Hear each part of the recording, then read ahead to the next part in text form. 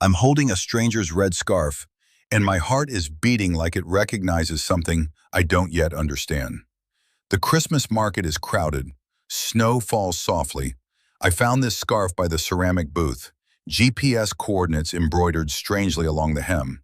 No one claimed it. Then she appeared, a ceramic artist named Wren, warm smile, volunteering to help me find the owner.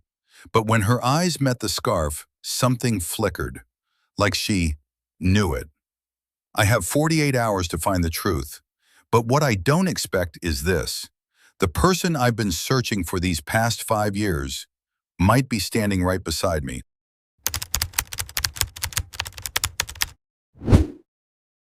The cobblestone felt uneven beneath my boots, worn smooth by centuries of footsteps I'd never know. Amber lights swayed overhead on twisted wire, throwing golden pools across the market stalls. I'd forgotten how much this place smelled like caramel and wet pine. Forgotten maybe, or tried to forget.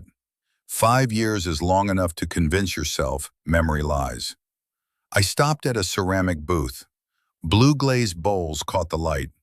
A woman with short dark hair was arranging them, her hands moving with the kind of precision that comes from years of practice.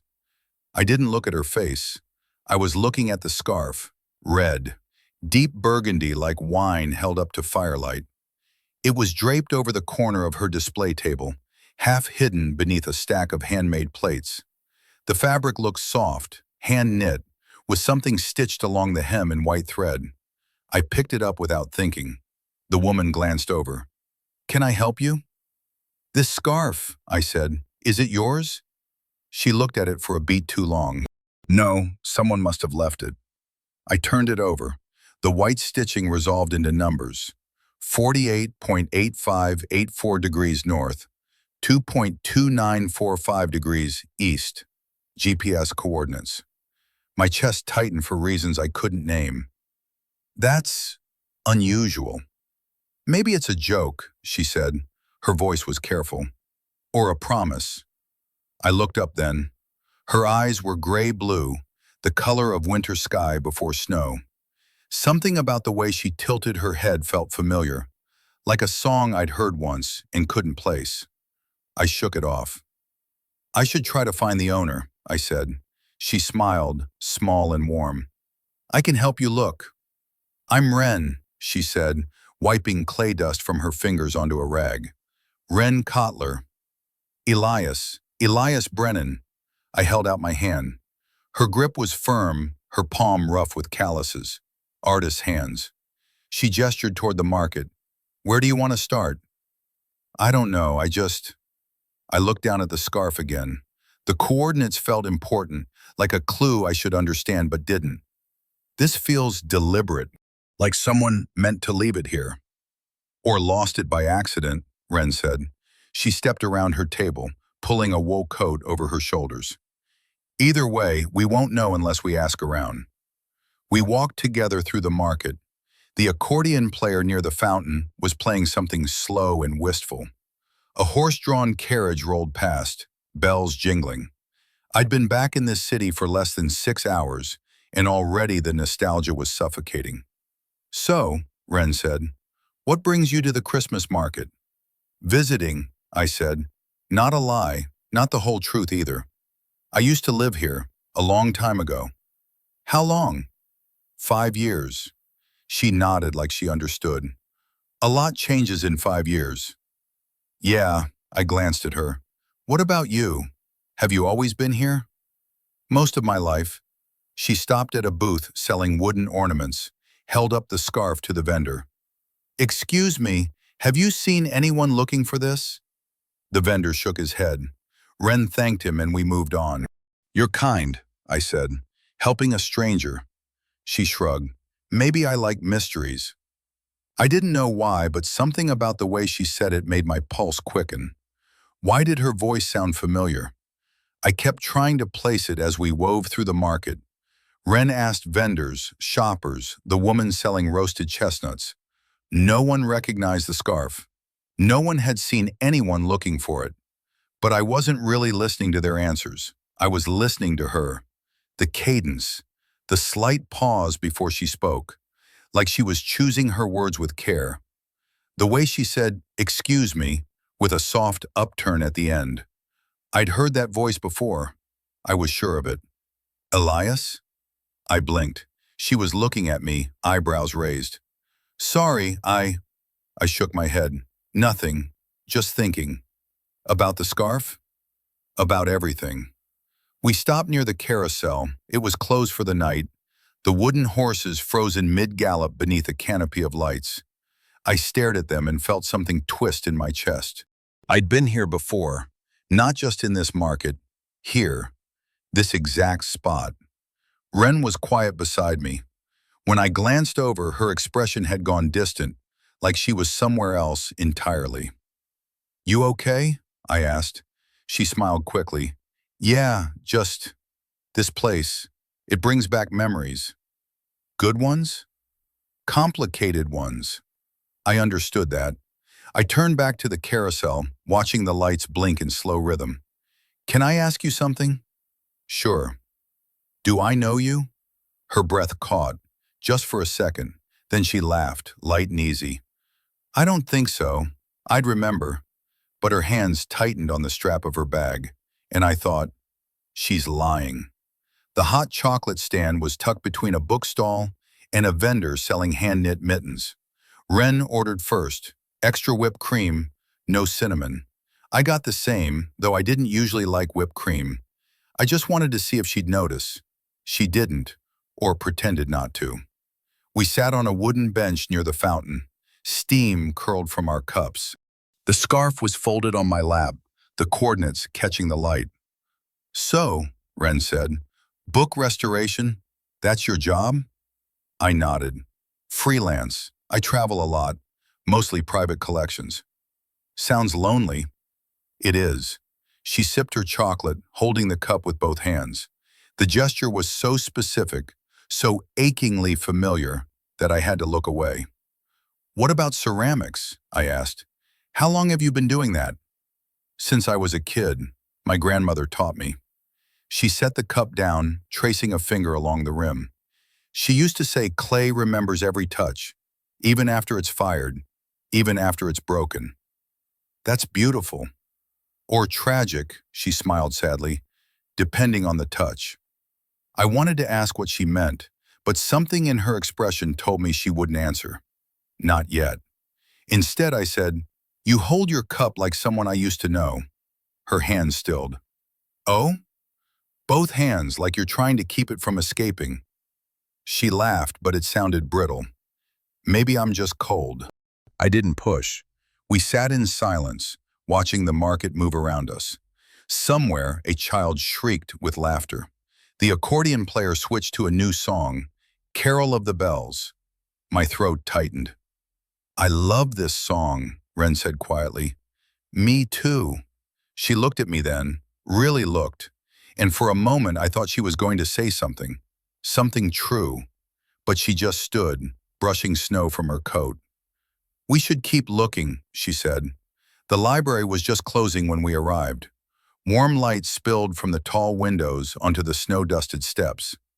I'd suggested we check the coordinates online, but Wren had insisted on coming here instead. "Old-fashioned," she'd said, "but maps are more reliable." Now, standing at the entrance, I felt that strange familiarity again. I'd been here. I knew I had. Wren pushed open the door. The smell hit me first. Paper and dust and something faintly sweet, like dried flowers. The librarian, an elderly woman with silver hair, looked up from her desk. "We're about to close," she said. "Just 5 minutes," Wren promised. "We need to check some coordinates." The woman sighed but waved us in. "Maps section is upstairs. You know where." Wren did know. She led the way without hesitation, up the spiral staircase, past rows of books that looked older than the building itself. We found the maps in a small alcove by the window. She pulled out a city map, spread it across the table, and traced her finger to the coordinates. 48 degrees 85.84 degrees north, 2 degrees 294.5 degrees east. "Here," she said. I leaned closer. The spot marked was circled in faint pencil. The wooden carousel. The place we just stood. Why would someone embroider the carousel's location on a scarf? I asked. Wren didn't answer right away. She was staring at the map, her expression unreadable. Finally, she said, maybe it's a meeting place, somewhere important. To who? To whoever made this scarf. She folded the map carefully, sliding it back into its drawer. When she turned, her eyes looked wet. But the light was dim, and I couldn't be sure. Wren, I said softly, do you know something about this scarf? No, too quick. I'm just guessing. But she wouldn't meet my eyes. We left the library just as the clock struck 8. The accordion player was gone, replaced by a street musician with a small music box perched on a folding table. The tune was delicate, mechanical, hauntingly familiar. Carol of the Bells. I stopped walking. Wren stopped too. Elias? I couldn't speak. The music pulled at something deep in my chest, a memory I'd buried so thoroughly I'd convinced myself it never happened. A girl with long, blonde hair, laughing as we danced near this very spot. Her voice, soft and clear, singing along to the same song. I'd loved her. God, I'd loved her. Elias, are you okay? I blinked. Wren was in front of me now, concern etched across her face. The music box kept playing. I'm fine, I managed. Just this song. It reminds me of someone. Someone you loved? I nodded. Wren looked away. Her jaw tightened. What happened to her? I left, I said. I had to. I thought I'd come back, but I lost her. Lost her? Lost contact, lost everything. I exhaled shakily. It's been 5 years. She's probably forgotten me by now. Wren's hands curled into fists at her sides. When she spoke, her voice was barely audible. Maybe she hasn't. I looked at her sharply. What? Nothing, she forced a smile. We should keep moving. It's getting late. But as we walked away, I noticed. Her steps were unsteady, like the ground had shifted beneath her. We circled back toward the ceramic booth. The market was thinning now, vendors packing up their wares. Wren's hands moved mechanically as she gathered her bowls, wrapping each in cloth. I stood nearby, still holding the scarf. The weight of it felt heavier than it should. Can I ask you something? I said. Sure. Have you ever been part of a summer art program? Here in the city? She froze, just for a second, then resumed wrapping. Why do you ask? I did one, 5 years ago. It was for emerging artists, painters, sculptors, ceramicists. I watched her carefully. I met someone there. Someone I wasn't part of that, she said quickly. Too quickly. You're sure? Positive. She set down a bowl, finally meeting my eyes. Why? Do I remind you of someone? Yeah, I admitted. You do.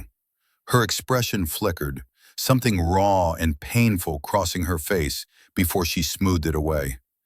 People say I have one of those faces. It's not your face.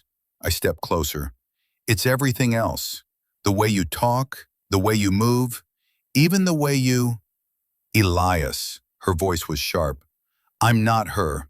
Whoever you're looking for, I'm not her. The words landed like a door slamming shut. I nodded slowly, stepping back. Okay, I said, I'm sorry. But I didn't believe her. And I don't think she believed herself either. She agreed to walk with me one more time before we called it a night. I don't know why I suggested the carousel again. Maybe because the coordinates pointed there. Maybe because I needed to face the memory. The carousel was lit now. Someone had turned it on for a private event. The horses gleamed under golden light, their painted eyes frozen in eternal joy. Music played from hidden speakers, not Carol of the Bells this time, something older, a waltz. I've been here before, Wren said quietly. I looked at her. When? A long time ago. She walked closer, fingers trailing along the carousel's railing. I came here with someone I loved. We danced right here even though there was no music. He said we didn't need it. My heart stopped. What happened to him? He left. Her voice broke slightly. He promised he'd come back, but he didn't. I couldn't breathe. Ren, I waited for him, she continued, as if I hadn't spoken. 6 months, then a year. I told myself he'd call, or write, or show up at my door. But he never did. She turned to face me, tears streaking her cheeks. So I changed everything. My hair, my name, my life. Because I couldn't keep being the person who waited. Your name? I whispered. She wiped her eyes. Ren is my middle name. I used to go by my first. Which was? She hesitated. Then so softly I almost didn't hear. Marin. The world tilted. The scarf slipped from my hands, landing in the snow. Marin. It was her. It had been her all along. I bent to pick up the scarf, my hands shaking. When I stood, she was watching me with an expression I couldn't name. Fear, hope, something in between. Ren, I said hoarsely, can I? I reached for her wrist without thinking. She didn't pull away. My thumb brushed against the inside of her wrist, and there it was, a small crescent-shaped scar just below her pulse point. I knew that scar. I'd watched it form 5 years ago when she'd slipped while glazing pottery, the edge of a tool catching her skin. I'd held her hand while the nurse stitched it closed. How did you get this? I asked, even though I already knew. She pulled her hand back sharply. An accident. Old. It's nothing. Marin, don't. Her voice was steel. Don't call me that. But you just said, I know what I said. She stepped back, wrapping her arms around herself. And I shouldn't have. I should go. Wait. I moved toward her, but she held up a hand. Elias, please, just leave it alone. How can I? My voice cracked. You're her. You're Marin. You have to be. She closed her eyes. When she opened them again, they were empty, guarded. Good night, Elias, she said, and then she walked away, disappearing into the snow and the golden lights, leaving me standing alone by the carousel with a stranger's scarf in my hands. Except it wasn't a stranger's scarf, it was hers. And somehow, impossibly, I'd found her again. I didn't sleep. The hotel room was small, overlooking the market square. I could see the carousel from my window, still lit, still turning slowly for the late-night crowd. I sat on the edge of the bed with the scarf spread across my lap, tracing the embroidered coordinates with my thumb. Marin. She'd changed her name, cut her hair, built a new life, and she'd recognized me from the moment I walked up to her booth. I was sure of it now. The way she'd looked at the scarf, the way her voice had caught when I mentioned the summer art program. The scar. She knew. She'd known all along. But why pretend? Why help me search for the scarf's owner when she must have known it was hers, or mine? I pulled out my phone, opened my email. The departure confirmation stared back at me. Flight to New York, 12 p.m. tomorrow. Less than 16 hours. My visa renewal had been denied 3 weeks ago. I'd appealed, fought, spent money I didn't have on lawyers. Nothing worked. If I didn't leave by tomorrow, I'd be barred from re-entry for 5 years. I'd come back to this city for one reason, to see if any trace of Marin still existed, to find closure maybe, or forgiveness. I hadn't expected to find her. I set the phone down and picked up the scarf again. The fabric was soft, worn in places like it had been held many times. Loved. I brought it to my face and breathed in. Faint lavender, clay dust. Her. My chest ached. I had 16 hours to figure out what to say. 16 hours to decide if I'd leave her again. Or if this time, I'd stay. Dawn came cold and pale. I left the hotel at 6, the scarf tucked inside my coat. The market was just beginning to wake, vendors setting up, the smell of fresh bread drifting through the square. I walked to Marin's booth without letting myself think. She was already there. She stood with her back to me, arranging ceramics on the wooden shelves. Her movements were precise, controlled, but her shoulders were tight, like she was bracing for something. "Ren," I said quietly. She didn't turn. "You should go home, Elias." "I know." I stepped closer. "But I need to understand. Why didn't you tell me?" "Tell you what?" "That you're Marin." Her hands stilled on a blue glazed bowl. For a long moment she didn't move. Then she set the bowl down carefully and turned to face me. "Because," she said, "I wasn't sure you remembered." The words hit like a punch. How could I forget? "Easily." Her laugh was bitter. "You left, Elias. You got on a plane and disappeared. No calls, no emails, nothing. For 6 months I told myself you were busy, that you'd reach out when you could. Then 6 months became a year, and I realized you'd forgotten, or you'd chosen to. That's not what happened." "Then what did happen?" Her voice rose. "Tell me, because from where I stood, you made a choice, and it wasn't me." I swallowed hard. "I lost my phone at the airport, the same day I left. I didn't have your number memorized. It was all in my contacts. I tried emailing from my old account, but it got hacked a week later. By the time I set up a new one, I didn't know how to reach you. I looked for you online, but you deleted everything." She stared at me. "You're serious?" "I tried, Marin. I swear I tried." "For how long?" "A year, maybe more." I ran a hand through my hair, but after a while I thought, maybe it was better this way. Maybe you'd moved on. Maybe I was holding on to something that didn't exist anymore. Her eyes glistened. "So you gave up?" "Yeah," I admitted. "I gave up, and I hated myself for it." She turned away, pressing her palms flat against the table. "I changed everything because of you. My hair, my name. I convinced myself I didn't need you, that I was stronger alone." "Are you?" She didn't answer. She closed the booth at 7, leaving a sign that said, "Back at noon." We walked to a small coffee shop 2 blocks away, neither of us speaking. Inside, it smelled like espresso and cinnamon. We sat by the window. Marin ordered black coffee. I ordered the same. "You drink it black now?" I asked. "You don't remember how I take my coffee?"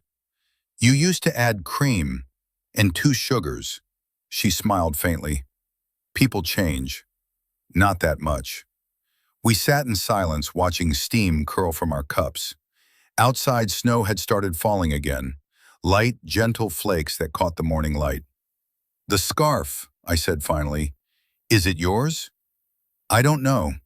She pulled it from her bag where I'd placed it earlier without realizing. "I made 2, 5 years ago. I gave one to you the night before you left. I kept the other." "You embroidered coordinates on both?" "Yes, the carousel. I told you if we ever got lost, we'd meet there, at 10 p.m. on Christmas Eve." She traced the numbers with her fingertip. "I went last year, and the year before. You never came." Guilt twisted in my stomach. I didn't remember the coordinates. I didn't even know they were there. I figured. She folded the scarf neatly. "So when you showed up yesterday, holding this, I thought maybe you'd finally remembered, that you'd come looking for me." "I did come looking for you," I said. "Just not the way you think." She looked up. "What does that mean?" "It means I came back to this city to find you. I didn't know if you'd still be here. I didn't know if you'd want to see me, but I had to try." I leaned forward. "And then I found the scarf. And you. And I thought, maybe this is fate. Maybe we get another chance." "Elias," her voice cracked. "You're leaving in 6 hours." "I know." "So what's the point?" I didn't have an answer. Marin pulled something from her pocket, another scarf, identical to the one I'd found, down to the embroidered coordinates. "This is mine," she said, placing it on the table between us. I stared. "Then the one I found is yours, the one I gave you." She smiled sadly. You must have dropped it at my booth yesterday. I didn't realize until you'd already walked away. So we've been looking for the wrong person. We've been looking for each other. She picked up both scarves, holding them side by side. I made them from the same yarn, same pattern. I wanted them to match. So no matter how far apart we were, we'd still have a piece of each other. My throat tightened. I kept mine all these years. I brought it with me everywhere. Why? Because it was all I had left of you. She closed her eyes. A single tear slipped down her cheek. I kept mine for the same reason. We sat there, two scarves between us, 5 years of silence finally breaking. Marin, I whispered, I'm so sorry. Me too, she said. And for the first time since I'd found her, I thought maybe, just maybe, we could fix this. We walked back to the market together. The snow had stopped, leaving the cobblestones slick and shining. Marin's hand brushed against mine once, twice. The third time, I caught her fingers. She didn't pull away. What time is your flight? She asked. Noon. That's 4 hours. I know. She stopped walking, turning to face me. Elias, what do you want? I looked at her, really looked.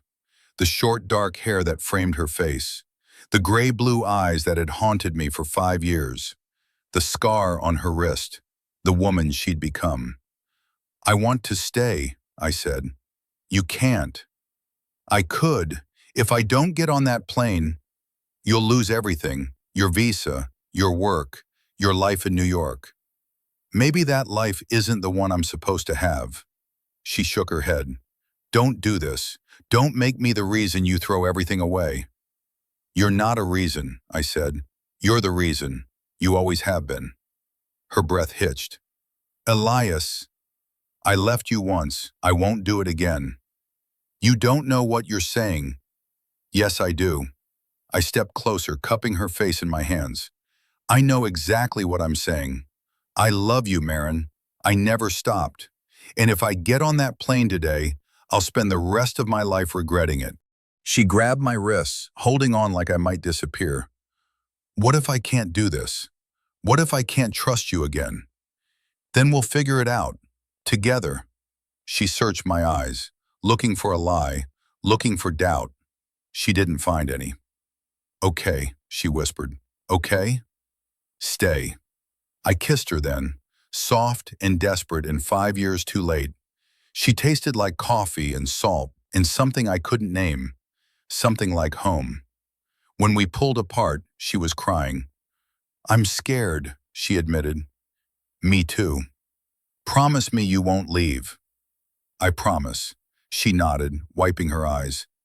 Then we have 4 hours to figure out what happens next. I smiled. 4 hours is enough. We started walking again, hands intertwined, 2 red scarves tucked safely in her bag. The carousel came into view, horses frozen mid-gallop, lights glowing softly in the winter morning. Elias?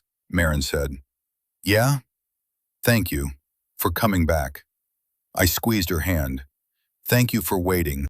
And as the market woke around us, I realized maybe we hadn't been looking for a scarf at all. Maybe we'd been looking for each other all along. I woke to my phone buzzing against the nightstand. Sunlight streamed through the hotel window. Too bright, too cheerful. I grabbed the phone without opening my eyes. 3 missed calls, all from the same number, my immigration lawyer. I sat up, reality crashing down. The flight. I'd missed it. My hands shook as I checked the time. 1:47 p.m. The plane had left nearly 2 hours ago. My stomach dropped. I dialed the lawyer's number, already knowing what she'd say. Elias, her voice was clipped. Please tell me you're calling from the airport. I'm not. Silence. Then, you didn't board. No. Do you understand what this means? Your visa renewal is pending. If you're not in the States to sign the paperwork, I know. You'll be barred from re-entry, possibly for years. I looked out the window. The market was alive below, strings of lights swaying in the afternoon breeze. Somewhere down there, Marin was arranging ceramics at her booth, her hands steady, her expression calm. She'd believe me when I said I'd stay. "Elias," the lawyer said, "are you listening?" "Yeah," I exhaled slowly. "I am, and I'm not coming back." "What?" "I'm staying here, in Europe. I'll figure out the visa situation later." "That's insane. You have a career, clients, contracts." "I know what I have." My voice was steadier than I felt. "And I know what I'm giving up. But this is the right choice." She sighed, long and frustrated. "I hope you know what you're doing." "Me too." I hung up before she could argue further. The phone felt heavy in my hand.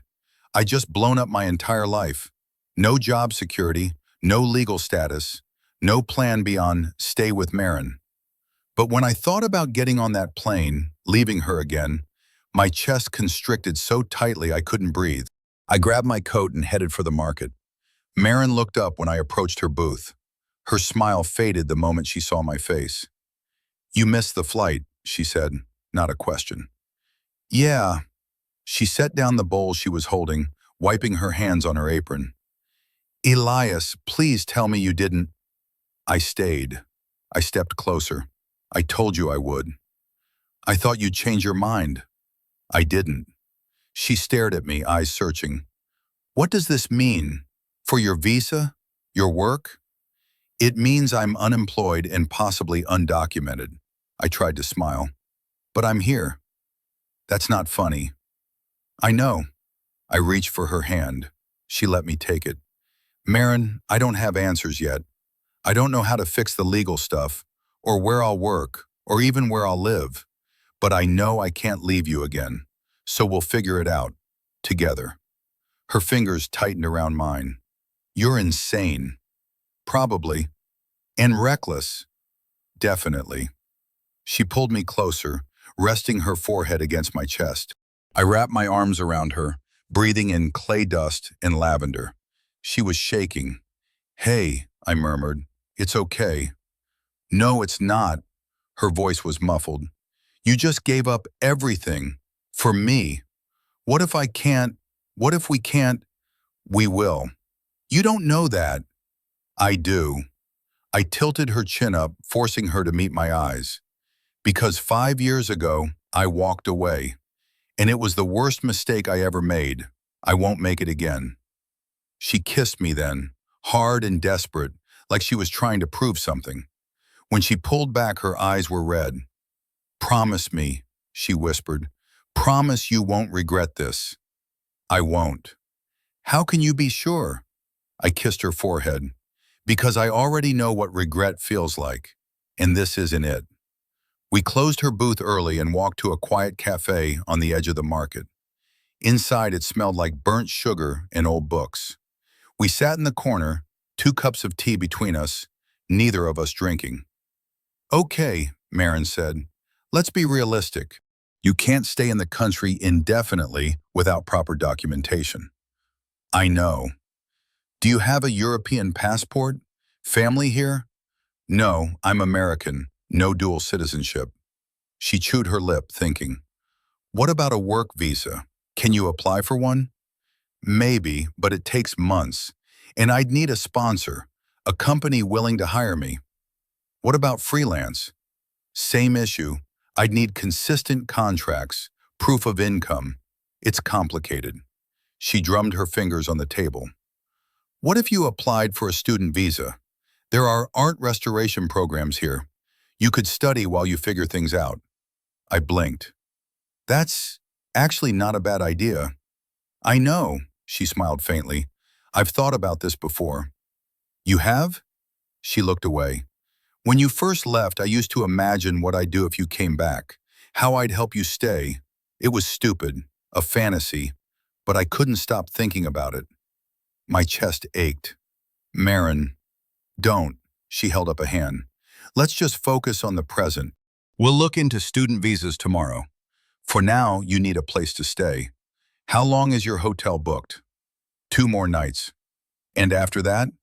I hesitated. "I don't know." She took a breath. "You could stay with me. I stared. Are you sure? No, she laughed nervously. But you don't have anywhere else to go. And I have a spare room. It's small, but it's warm. You can stay there until we figure something out. Marin, I don't want to impose. You're not imposing, you're... She trailed off, then shook her head. Just say yes, Elias. Yes. She exhaled, relief flickering across her face. Good. Then it's settled. Marin's apartment was above a bakery, up 3 flights of narrow stairs. The smell of fresh bread lingered in the stairwell. She unlocked the door and gestured me inside. It was small, but warm.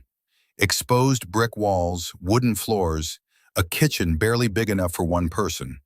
Large windows overlooked the street, letting in soft, afternoon light. Ceramic pieces lined the shelves. Bowls, mugs, small sculptures. Her work. The spare room is through there, she said, pointing to a door near the back. It's more of a storage space, honestly, but there's a futon. I dropped my bag by the door. It's perfect, she smiled. Liar. I walked to the window, looking down at the street below. People moved like ants, bundled in coats, carrying shopping bags. The market square was visible in the distance, lights twinkling even in daylight. I like it here, I said. Yeah? Yeah, it feels like you. She came to stand beside me. What does that mean? Quiet, thoughtful, beautiful. She blushed. You're laying it on thick. I mean it. We stood in silence, watching the street. Her shoulder pressed against mine. It felt easy, natural, like we'd done this 1,000 times before. Elias, she said softly. I'm glad you stayed. I turned to her, tucking a strand of hair behind her ear. Me too. Dinner was simple. Pasta with olive oil, garlic, and chili flakes. Marin cooked while I chopped vegetables, our movements synchronized in the tiny kitchen. We ate at her small table, knees bumping, sharing a bottle of cheap red wine. Tell me about New York, she said. What do you want to know? Everything. What was your apartment like? Did you have friends? Were you happy? I twirled pasta around my fork. My apartment was a shoebox in Brooklyn. I had a few friends, mostly other freelancers. And happy? I paused. I was busy, distracted, but not happy. Why not? Because I spent 5 years trying to forget you, and I couldn't. She set down her fork. Elias, I'm not saying that to make you feel guilty. I'm just being honest. You asked. She nodded slowly. What about relationships? Did you date? A few times, nothing serious. Why not? Because no one was you. Her eyes glistened. She looked away, blinking hard. I dated too. After you, I tried to move on. And? Same result. No one measured up. I reached across the table, lacing my fingers through hers. We wasted a lot of time. Yeah, she squeezed my hand. We did. We finished dinner in comfortable silence. Afterward, I washed dishes while Marin dried. She hummed softly, a melody I didn't recognize but somehow knew. When the last dish was put away, she turned to me. I should show you the futon, she said. Okay. But neither of us moved. We stood in the kitchen, inches apart, the air between us charged. Elias, she whispered, what are we doing? I don't know, but I don't want to stop. She closed the distance, kissing me slow and deep. I pulled her closer, hands sliding into her hair. She tasted like wine and promise. When we finally broke apart, we were both breathing hard. Stay with me tonight, she said. Not in the spare room, with me.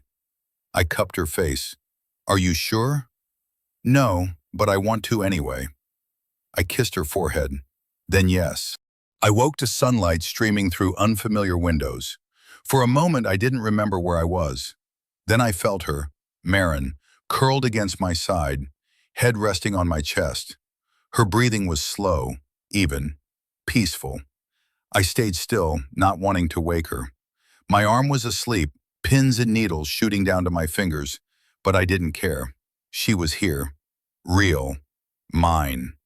She stirred, blinking up at me. Hi. Hi. Did you sleep? Eventually, I brushed hair from her face. You?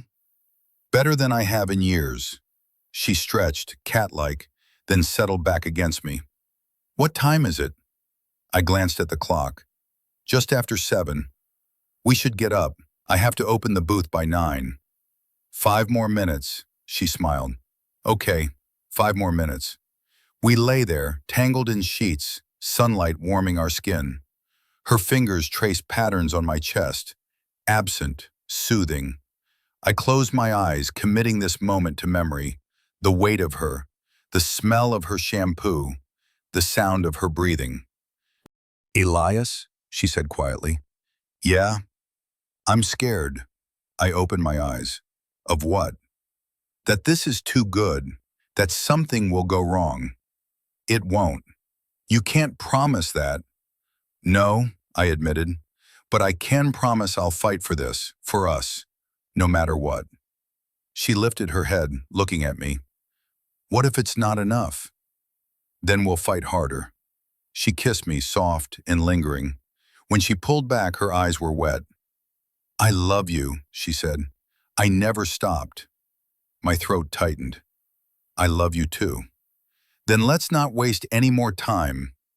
We went to the library together after Marin closed her booth. The same librarian greeted us, silver hair pinned in a neat bun. Back again? She said, eyebrows raised. Research, Marin explained. We're looking into student visa requirements. The woman nodded, gesturing toward the computers. 3rd floor, help yourselves. We climbed the spiral staircase, past rows of dusty books, to a small computer lab. Marin pulled up the immigration website while I sat beside her, reading over her shoulder. The requirements were daunting. Proof of enrollment, financial statements, housing verification, health insurance. The processing time was 6 to 8 months, and there was no guarantee of approval. This is complicated, Marin said. Yeah, but doable. I looked at her. You really think so? I have to.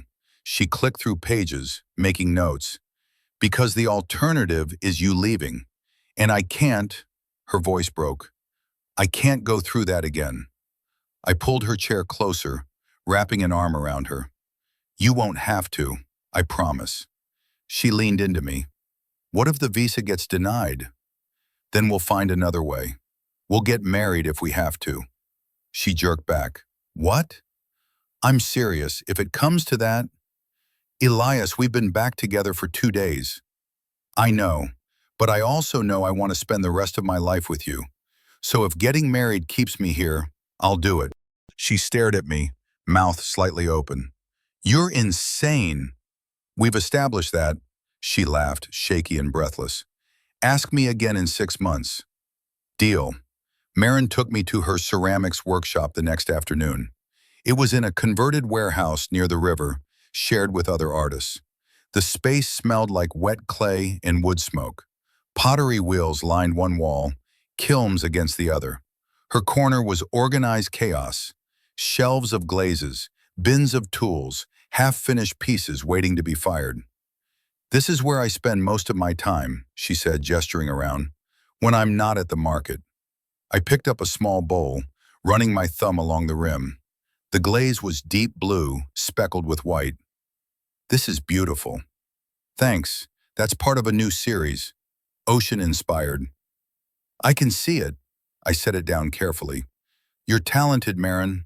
Really talented. She blushed. It's just pottery. It's not just anything. It's art. She smiled, ducking her head. You always said that. Even back then. Because it's true. She walked to her wheel, running her hand along the metal rim. Do you remember the first time I showed you my work? The summer program. You were working on a vase. It collapsed. And you cried. She laughed. I did. I was so embarrassed. I thought it was endearing. You told me failure was part of the process.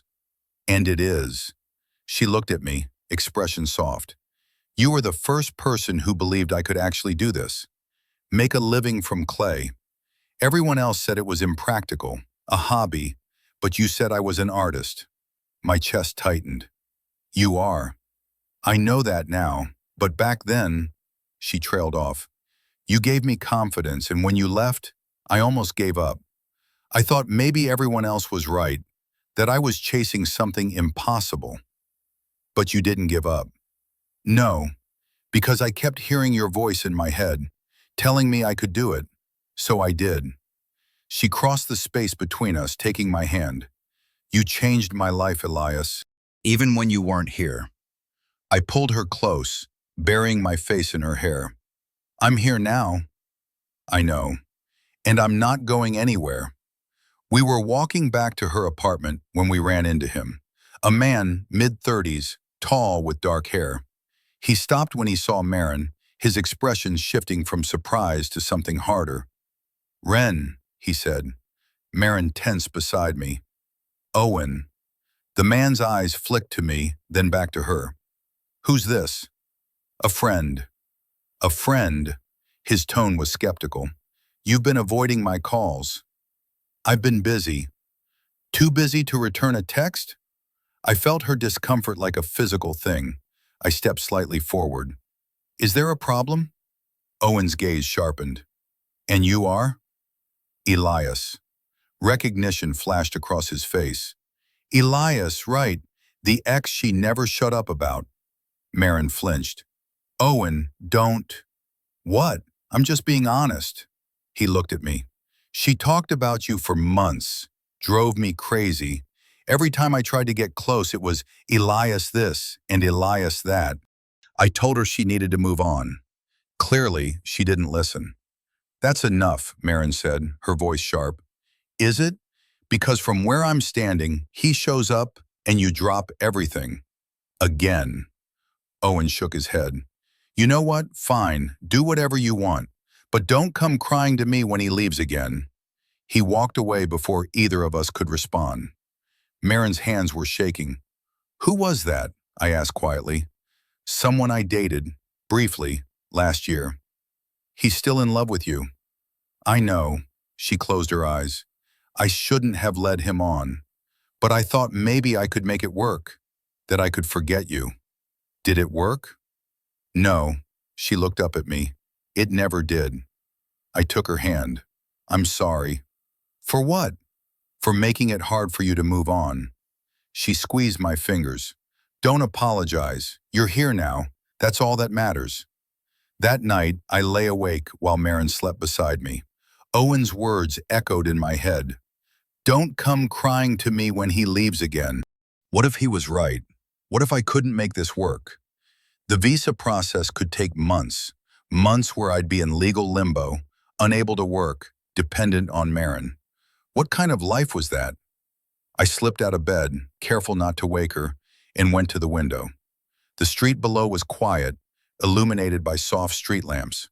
A few pedestrians hurried past, shoulders hunched against the cold. I thought about New York, my apartment, my clients, the life I'd built, however hollow it had felt. I could go back, fix the visa situation, return to stability. But then I looked at Marin, her face peaceful in sleep, and the thought of leaving made me physically ill. I was trapped between two impossible choices: stay and risk everything, or leave and lose her again. The window glass was cold against my forehead. I closed my eyes. Elias? I turned. Marin was sitting up, rubbing her eyes. Sorry, I said, didn't mean to wake you. You okay? Yeah, just thinking. She patted the bed. Come back. I crossed the room, sliding under the covers. She curled into me immediately, her warmth chasing away the doubt. Talk to me, she murmured. About what? Whatever's keeping you awake. I hesitated. What if I can't stay? What if the visa doesn't work out? Then we'll figure something else out. Like what? I don't know. Maybe I move to the States with you. I pulled back, staring. You'd do that? Why not? I can make ceramics anywhere. But your life is here, your workshop, the market. My life is wherever you are. She touched my face. We lost 5 years, Elias. I'm not losing more because of geography. My throat burned. You mean that? Every word. I kissed her, pouring 5 years of longing into it. She responded with equal intensity, her fingers tangling in my hair. When we finally broke apart, we were both breathless. We'll make this work, she said, one way or another. Promise? Promise. We spent the next morning at the immigration office, navigating bureaucracy and paperwork. The clerk was a middle-aged woman with tired eyes and zero patience. Student visa, she repeated, typing slowly. You understand the requirements? Yes, I said. Proof of enrollment, financial statements, 6 months minimum processing time, possibly longer. I understand. She printed a stack of forms, sliding them across the desk. Fill these out, submit with supporting documents. We'll review and contact you. When? When we review them. Helpful. We left with a folder full of paperwork and a growing sense of dread. Outside, the sky was gray, threatening snow. This is going to take forever, I said. Then we'll wait. Marin laced her fingers through mine. Together. I wanted to believe her, but the uncertainty gnawed at me. That night, Marin pulled out an old shoebox from her closet. Inside, photos, ticket stubs, dried flowers, relics from the summer we met. I kept everything, she said quietly. We spread the contents on her bed, sorting through memories. There we were, younger, happier, standing in front of the art studio. Another photo, us at the carousel, laughing at something I couldn't remember. A dried rose, petals brittle with age. You gave me this, she said, holding the rose. The night before you left. I remember. You said you'd come back for me, that this wasn't goodbye. My chest ached. I meant it. I know. She set the rose down gently. That's why it hurt so much when you didn't. I pulled her close, pressing my lips to her temple. I'm sorry. For all of it. I know you are, she leaned into me. And I forgive you. But Elias, I need you to understand. If you leave again, I can't go through this a third time. I won't survive it. I won't leave. You can't promise that. Yes, I can, because I know what losing you feels like, and I'd rather lose everything else than go through that again. She turned, searching my face. Whatever she saw there must have satisfied her, because she nodded. Okay, she whispered. I believe you. 2 weeks passed. The visa application sat in bureaucratic limbo. My hotel reservation had long expired, and I was living out of Marin's spare room, though most nights I slept in her bed. We fell into a rhythm. Mornings at the market, afternoons at her workshop, evenings cooking dinner together. It felt domestic, right, but beneath the surface, tension simmered. I had no income, no legal status. I was dependent on Marin for everything, and it grated against every independent instinct I had. One night, after a particularly frustrating call with my lawyer, I snapped. This is impossible, I said, pacing her tiny living room. The visa could take 6 months, a year, and there's no guarantee it'll even be approved. I know. So what am I supposed to do? Just sit here? Leech off you while I wait? You're not leeching. Yes, I am. I'm living in your apartment, eating your food, using your space. I'm contributing nothing. She stood, crossing her arms. Is that what this is about? Money? It's about self-respect. Elias, I don't care about money. Well, I do, my voice rose. I care that I can't support myself, that I'm putting you in this position, that I broke off, running hands through my hair. Maybe Owen was right. Maybe I should have just left. Her face went white. Don't say that. Why not? It's true. My being here is making everything complicated. I don't care about complicated. I care about you. And I care about not dragging you down with me. We stared at each other, both breathing hard. The silence stretched, brittle and sharp. Finally, Marin said, "Is this you trying to leave? Because if it is, just say so. Don't hide behind excuses about money or visas or self-respect. That's not what this is." "Then what is it?" "It's me being terrified that I'm going to fail you. Again." Her expression softened. She closed the distance between us, taking my face in her hands. "Elias, listen to me. You haven't failed me. You're here. You stayed. That's all I ever wanted. But what if it's not enough? Then we'll figure it out, together, like we've been doing." I leaned into her touch, eyes closing. "I'm sorry." "Don't be sorry. Just don't give up on us." "I won't." "Promise?" "Promise." The next morning I made a decision. I couldn't work legally, but I could work. Under the table, cash jobs, anything to contribute. I found a position at a rare book dealer 2 blocks from Marin's apartment. The owner, an elderly man named Friedrich, didn't ask about documentation. He paid in cash, weekly. It wasn't much, but it was something. When I told Marin, she cried. "Why are you crying?" I asked, alarmed. "Because you're trying. You're making this work." "Of course I am." "Not everyone would." I kissed her forehead. "I'm not everyone." That night we celebrated with cheap wine and takeout. We sat on her tiny balcony overlooking the market, wrapped in blankets against the cold. "Elias?" she said. "Yeah." "I think we're going to be okay." I pulled her closer. "Yeah, I think so too." And for the first time in weeks, I believed it. 3 weeks into my new life, Marin suggested we visit the carousel. The real one. Not just pass by, but actually ride it. "It's silly," she said, pulling on her coat, "but I want to make new memories there, good ones." We arrived just before closing.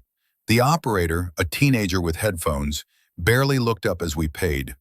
The carousel was empty, horses gleaming under golden lights. Marin chose a white horse with a blue saddle. I took the black one beside her. The music started, tinny, nostalgic, achingly familiar.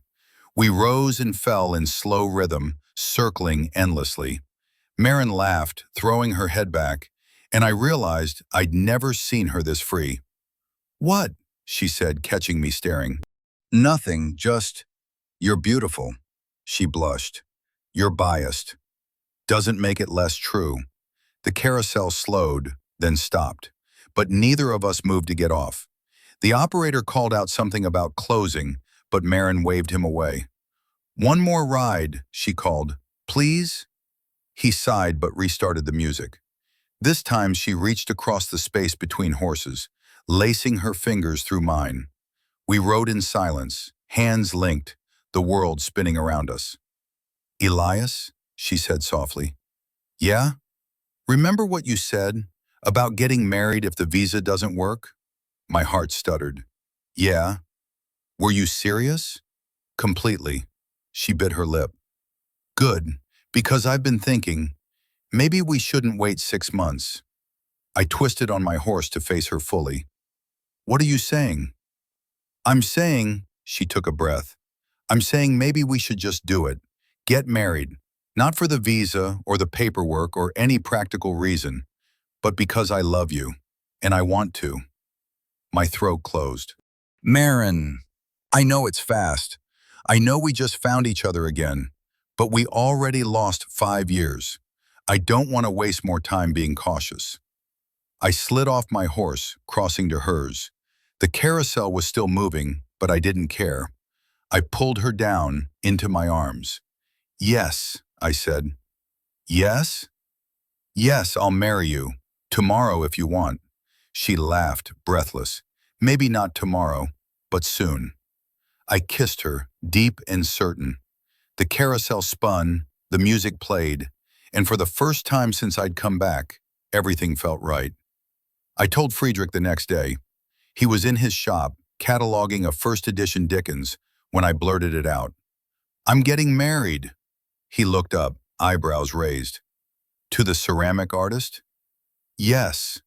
He set down his magnifying glass. "You've known her 3 weeks." "I've known her 5 years. We just had a gap." He considered this. And the visa situation? Still pending, but this isn't about that. I love her. Friedrich smiled, a rare, genuine expression. Then congratulations. When's the wedding? We haven't set a date yet. Soon, probably. Small ceremony? Very small. Just us, I think. He nodded. Love doesn't need witnesses, just commitment. He paused. Take the day off when it happens. Wedding gift from me. My chest warmed. Thank you, Friedrich. Don't thank me. Just be happy. God knows there's little enough of that in the world. I had no money for a ring, nothing even close to what Maren deserved. But I couldn't propose without something tangible, something permanent.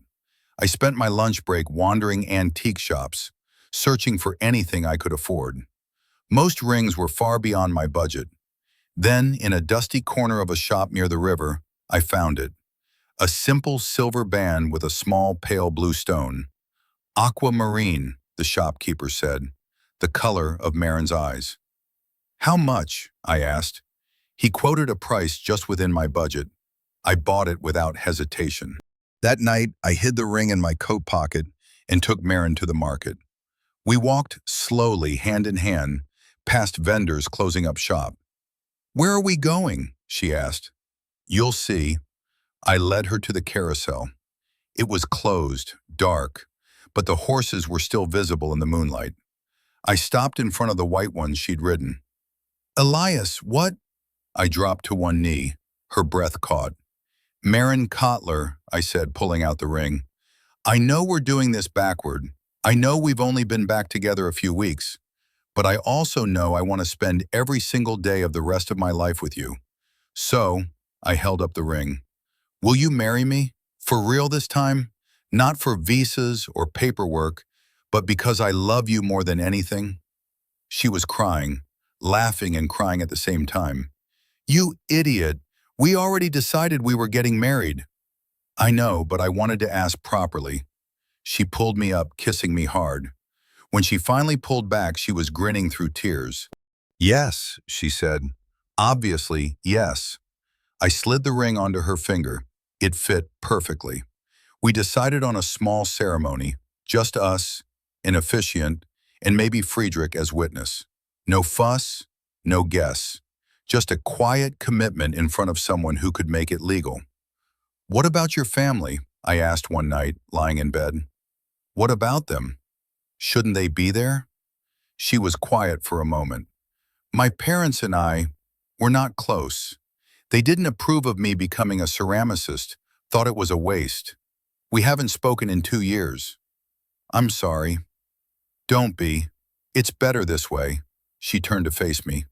What about yours? My mom passed when I was young. Dad and I aren't in touch. He remarried, started a new family. I'm kind of an afterthought. So we're both orphans. Seems like it. She smiled sadly. Maybe that's why we fit. We're both looking for home. I found mine, I said, pulling her closer. Right here. Maren refused to wear white. It feels too formal, she said, rifling through her closet. Too bridal. You're literally a bride. I know, but I don't want to look like everyone's expectation of one. She settled on a simple blue dress, the color of winter sky. It fell just below her knees, with long sleeves and a fitted waist. When she tried it on, my breath caught. What? She said, self-conscious. You're perfect. She rolled her eyes. You say that about everything. Because it's true. She twirled once, the fabric flaring. Okay, this is the one. I wore the only suit I owned, charcoal gray, slightly rumpled. Maren insisted on ironing it herself, muttering about wrinkles and first impressions. No one's going to be there, I pointed out. I'll be there. Friedrich will be there. That's enough. The day before the wedding, she cut my hair. We sat in her kitchen, newspaper spread on the floor, while she trimmed with ceramic scissors. Don't make me bald, I warned. Trust me. Famous last words. But when she finished, I looked better than I had in years. Clean, intentional, like someone worth marrying. We spent the night before our wedding apart. Marin insisted something about tradition and bad luck. "It's one night," she said, shooing me toward the spare room. "You'll survive." I did survive. Barely. I lay awake on the futon, staring at the ceiling, thinking about tomorrow. In less than 12 hours, Marin would be my wife.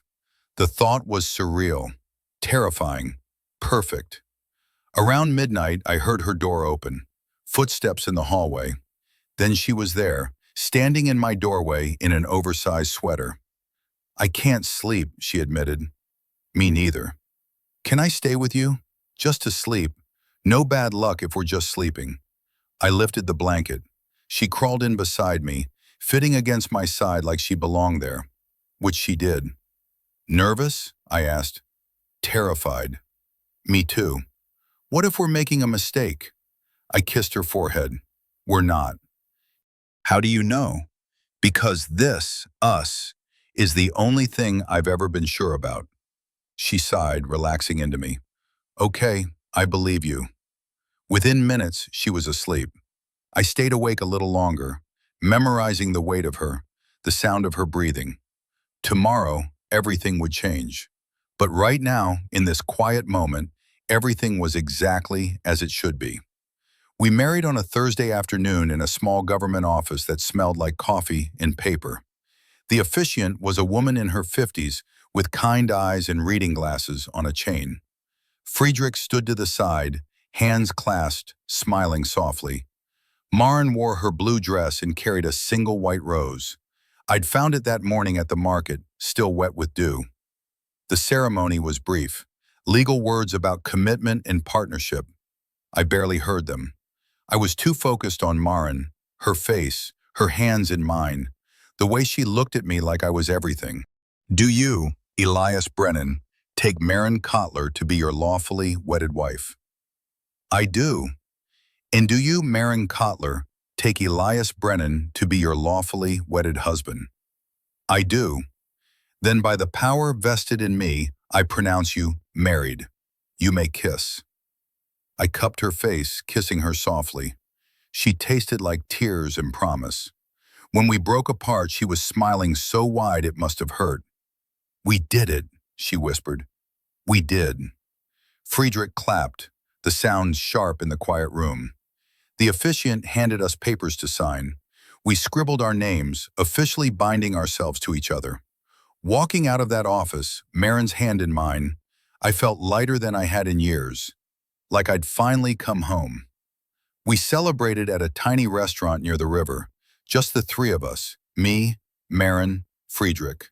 We ordered too much food, drank wine that tasted like celebration, and laughed until our sides hurt. "To the happy couple," Friedrich said, raising his glass, "may you have many years of happiness and very fewer regrets." We clinked glasses. Marin leaned into me, her head on my shoulder. "Best day of my life," she murmured. "Mine too." After dinner, Friedrich excused himself, claiming old age and an early morning. He hugged us both, a rare show of affection, and left. Marin and I walked along the river, arm in arm. The city lights reflected on the water, golden and shimmering. Snow began to fall, light and lazy. "Mrs. Brennan," I said, testing the words. She laughed. "I'm keeping Kotler, actually, for my work." "Marin Kotler Brennan?" "Just Kotler, but you can call me Mrs. Brennan in private." "Deal." We stopped on a bridge looking out at the water. Marin pulled the red scarf from her bag, the one I'd found all those weeks ago. She wrapped it around both our necks, linking us together. "Remember when we thought we were looking for the scarf's owner?" she said. "Yeah. Turns out we were looking for each other. Best search of my life." She turned, kissing me slow and deep. The snow fell around us. The city hummed, and I thought, this is what happiness feels like. The euphoria lasted 2 weeks. Then reality crashed in. The visa application was denied. I got the letter on a Tuesday morning. Official. Final. No appeals. My hands shook as I read it. "Elias?" Marin called from the kitchen. "Coffee's ready." I couldn't move, couldn't breathe. The letter slipped from my fingers. She found me sitting on the floor staring at nothing. "What happened?" she asked, kneeling beside me. "Denied." My voice sounded hollow. "The student visa. They denied it." Her face went pale. "What? Why?" "Insufficient proof of enrollment. Apparently, I needed to be fully accepted into a program first. I was just in the application phase. So we'll apply again. With full enrollment, that takes months, Marin. Months I don't have. And there's no guarantee they'll approve it the second time." She grabbed my hands. "Then we'll find another way. A work visa." Or, or what? "I'm already working illegally. If they catch me, I'll be deported and banned." "Then we'll go to the States, together, like I said." "And abandon your entire life? Your workshop? Your clients? For what?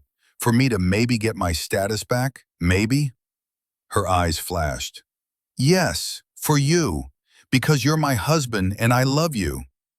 And I love you too much to let you give up everything." We stared at each other, both breathing hard. "So what are you saying?" she asked quietly. "That you're leaving?" "No. I'm saying I don't know what to do." "Then we figure it out. Together." "How? How do we figure this out when every option is impossible?" She stood, pacing. "I don't know, Elias, but giving up isn't an option. Not after everything." I dropped my head into my hands. "I'm so tired of fighting." "Then let me fight for you." She knelt again, forcing me to look at her. "Let me carry this for a while. Please." My throat burned. "I'm supposed to protect you, not the other way around." Marriage isn't about one person protecting the other. It's about protecting each other. She was right. I knew she was right. But accepting help felt like admitting defeat. "Okay," I whispered finally. "Okay, we'll figure it out." She pulled me into her arms, holding tight. "We will. I promise." The answer came from an unexpected place. Friedrich. He called me into his office a week after the denial, gesturing for me to sit. "I've been thinking," he said, steepling his fingers, "about your situation. Friedrich, if this is about me quitting, it's not. It's about me offering you a job, a real one." I blinked. "What?" "I need an apprentice, someone to learn the trade, eventually take over when I retire." He leaned back. "You have the skills, the passion, and you need legal employment for a work visa. You'd sponsor me? If you're willing to commit. This isn't charity, Elias. I need someone I can trust, someone who cares about these books as much as I do." My chest tightened. "I don't know what to say." "Say yes, then we'll start the paperwork." I stood, crossing to shake his hand. "Yes, God, yes. Thank you, Friedrich." He smiled. "Don't thank me yet. The visa process is still complicated, but at least now you have a chance." I left the shop feeling lighter than I had in weeks. When I told Marin, she cried. "We're going to make it," she said, laughing through tears. "We're actually going to make it." I pulled her close, breathing her in. "Yeah, we are." And for the first time since the denial, I believed it. The work visa application process made the student visa look simple. Friedrich and I spent hours in his cramped office, surrounded by forms that seemed to multiply overnight. Employment contracts, tax documents, proof of qualifications, letters of recommendation. Every page required signatures, stamps, notarization. "This is insane," I muttered, staring at a form asking for my employment history dating back 10 years. "Welcome to European bureaucracy," Friedrich said dryly. "Coffee? Please." He poured from an ancient percolator, handing me a chipped mug. "The immigration lawyer I hired thinks we have a strong case. You're filling a specialized position. I can prove I've been searching for someone with your skills for months." "Have you been?" "Not actively, but I could have been," he smiled. "The truth is flexible when it serves a good purpose." I sipped the coffee. It was terrible. "How long will this take?" 4 to 6 months, maybe longer. My stomach sank. That long? These things move slowly, but once approved, you'll have legal status, real stability. Stability, the word felt foreign. I'd been living in limbo so long, I'd almost forgotten what certainty felt like. In the meantime, Friedrich continued, you'll need to stay under the radar. No unnecessary risks, no drawing attention. I've been careful. I know, but be more careful. He fixed me with a serious look. You're married now. You have someone depending on you. Don't forget that. As if I could. 3 months into the visa process, Maren got an opportunity. A gallery exhibition. Her ceramics featured alongside 2 other local artists. It's small, she said, downplaying it. Just a weekend thing. It's huge, I corrected. You're being recognized. She bit her lip, nervous excitement flickering across her face. Will you help me set up? Obviously.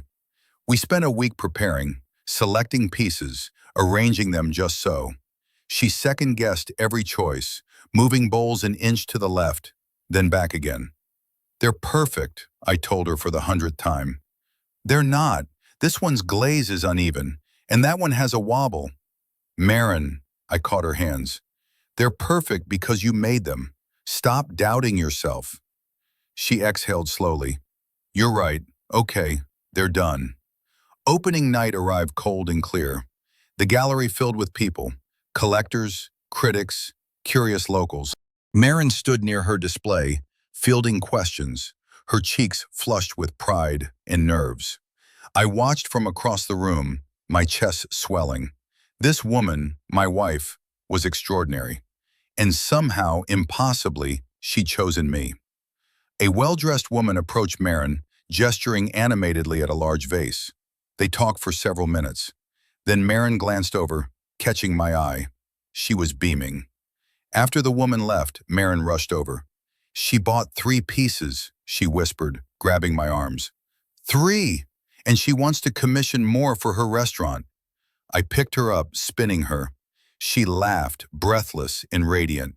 I'm so proud of you, I said. I couldn't have done this without you. Yes, you could have. But I'm glad I got to be here anyway.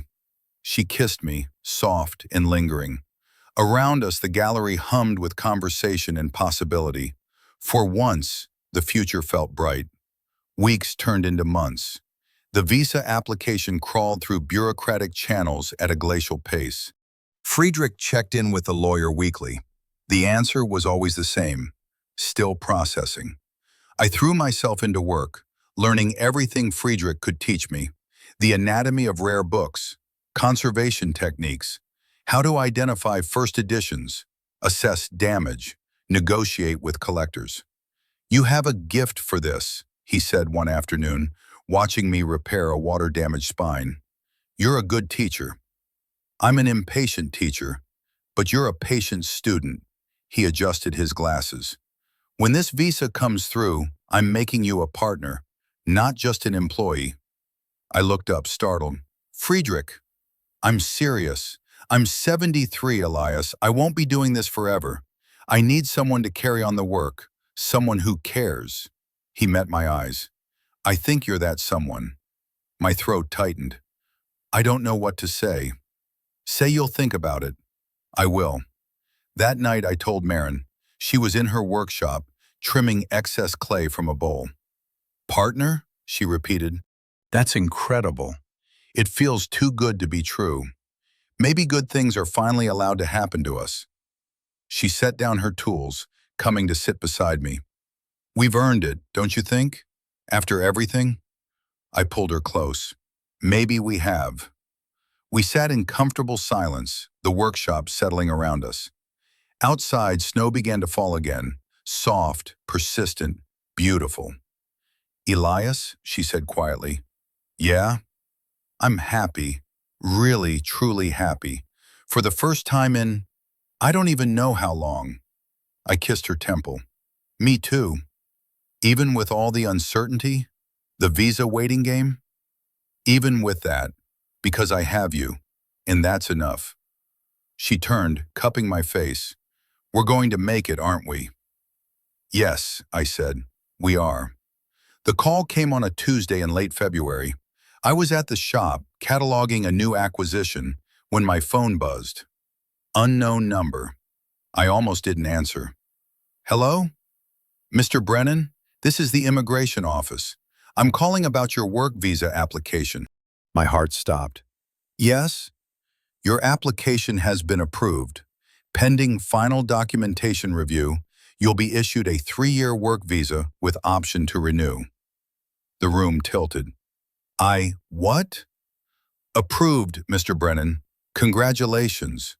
You'll receive official notification by post within 5 business days. I couldn't speak, couldn't breathe. Mr. Brennan, are you there? Yes, I'm here, thank you. Thank you so much. She recited some procedural information I barely heard, then hung up. I stood in the middle of the shop, phone clutched in my hand, as the reality sank in. Approved. 3 years. Legal status. A future. Friedrich emerged from his office. Was that? It was approved, I said, voice breaking. The visa. It was approved. His face split into a rare, genuine smile. Well, it's about damn time. I laughed, or maybe cried, hard to tell. I need to tell Marin. Go, I'll close up. I actually ran through the streets, not caring who stared. I burst into Marin's workshop, breathless, grinning like an idiot. She looked up, alarmed. Elias? What? It was approved. She blinked. What was? The visa. The work visa. I'm legal. We can stay. She dropped the bowl she was holding. It shattered on the floor, but neither of us cared. She launched herself at me, and I caught her, spinning us both. We did it, she sobbed into my shoulder. We actually did it. We did. She pulled back, tears streaming. You're staying, really staying, really staying. She kissed me hard, desperate, relieved. When we finally broke apart, we were both laughing and crying. I love you, she said. I love you too. Around us, broken ceramic pieces glittered on the floor. We didn't clean them up, not yet. For now, we just held each other, 2 people who'd found their way back from impossible odds. We were home. Finally, truly home. The official visa documents arrived 4 days later in a crisp manila envelope. I stared at them for a full minute, running my thumb over the embossed seal. Real. Legal. Mine. Marin found me at the kitchen table, documents spread out like treasure. Still can't believe it, she asked, setting down 2 cups of coffee. Not really, I looked up at her. 3 years, with option to renew. That's a real life, Marin. She sat across from me, reaching for my hand. It's our life. Our life. The words settled warm in my chest. For months I'd been living day to day, never planning more than a week ahead. Now suddenly I could think in years, plural. Friedrich wants to make the partnership official, I said. He's having contracts drawn up. That's wonderful. It means I'll be here permanently, rooted, no more running. Is that what scares you? I considered. Maybe. I've been running for so long, I'm not sure I remember how to stay still. She squeezed my hand. Then we'll learn together, because I'm not going anywhere either. I pulled her into my lap, burying my face in her neck. She smelt like clay in home. Thank you, I murmured. For what? For waiting, for believing, for not giving up on me. Never, she said fiercely. Not in 5 years, not in 50. Friedrich's lawyer drafted the partnership agreement over 2 weeks. I read every word 3 times, unable to believe what I was seeing. 50% ownership, profit sharing, equal say in all business decisions. This is too much, I told Friedrich. He waved dismissively. It's fair. You've earned it. I've worked here 6 months. And in that time, you've doubled my restoration output and brought in 4 new collectors. He leaned back in his chair. Besides, I'm old. I need someone to argue with. Keep me sharp. I smiled despite myself. I can do that. Good. Sign the papers. Become my problem officially. I signed. That night, Marin and I celebrated with champagne we couldn't afford and takeout from our favorite restaurant. We sat on her tiny balcony, wrapped in blankets, watching the market lights twinkle below. Partner, she said, testing the word, sounds official, terrifyingly official. You'll be amazing. How do you know? Because you care. About the books, about the work, about doing things right. She leaned her head on my shoulder. That's all that matters. I care about you too. I know. That's why I married you. I kissed her temple. Best decision you ever made. Second best, she corrected. First was making those scarves. I laughed. Fair point. Spring came slowly, then all at once. Snow melted into slush, then disappeared entirely. Trees budded. The market filled with flowers. Marin got news. The artist collective was expanding. They were adding a second workshop space, and she'd been offered first choice of studios. It's twice the size of my current corner, she said, showing me the floor plan. Room for a second kiln, better ventilation, natural light. You should take it. It's expensive. You can afford it now. Between the exhibition sales and the restaurant commission, I know, but it feels big, permanent. I understood. Permanence was still foreign to both of us. What if we fail? She asked quietly. What if this all falls apart? I pulled her close. Then we'll pick up the pieces and start over. But we won't fail, Marin. We're past that. She nodded against my chest. Okay, I'll take it. The new studio took a month to set up. I helped when I could, painting walls, installing shelves, wiring the kiln. We worked late into the evenings, covered in dust and paint, exhausted but happy. On the final day, we stood in the center of the empty space, admiring our work. It's perfect, Marin said. You're perfect, she elbowed me. Sap. You're sap, she grinned. Yeah, mine. Our first wedding anniversary arrived on a Thursday. I took the day off. Friedrich insisted. Marin closed her booth early. We went back to the carousel. It was spring now, not winter. No snow, no golden lights, just afternoon sun and the smell of fresh grass. But when the music started and the horses began to turn, it felt exactly right. 1 year, Marin said, gripping the pole of her white horse. Best year of my life. Even with all the stress, the visa drama, especially with that, because we made it through together. She reached for my hand, lacing our fingers together. Think we can do another year? I think we can do 50 more. 50? She laughed. That's ambitious. I'm an ambitious man. When the ride ended, I led her to the spot where I'd proposed, pulled a small box from my pocket. Her eyes widened. Elias, it's not another ring. Open it. Inside was a key. Simple, brass, slightly worn. What's this? A key to the shop. Your shop, if you want it. She stared. I don't understand. Friedrich and I talked. There's a space adjacent to the bookshop. Used to be storage. We could convert it. Make it a ceramics gallery. Permanent space for your work. Connected to the shop, but entirely yours. Tears welled in her eyes. You're serious? Completely. You'd have full control. We just share the building. Elias, that's incredible. Is that a yes? She threw her arms around me, nearly knocking us both over. Yes. Obviously, yes. I spun her, laughing. The carousel operator called out something about closing, but we ignored him. For now, this moment, the world was just us. Renovating the space took 3 months. Friedrich hired contractors, but Marin and I did most of the detail work ourselves. Painting, installing lighting, building display shelves. We worked side by side, falling into easy rhythm. She'd measure, I'd cut. She'd hold, I'd hammer. Sometimes we'd take breaks, sitting on the floor with sandwiches, covered in sawdust and smiling like idiots. "This is crazy," she said one afternoon, surveying the half-finished space. "Good crazy or bad crazy?" "The best crazy." She turned to me. "A year ago, I was alone, working out of a shared workshop, barely making rent. And now? Now you have your own gallery. Now I have everything." She kissed me, soft and sweet. "Thank you." "For what?" "For coming back, for staying, for building this life with me." "Building is the easy part.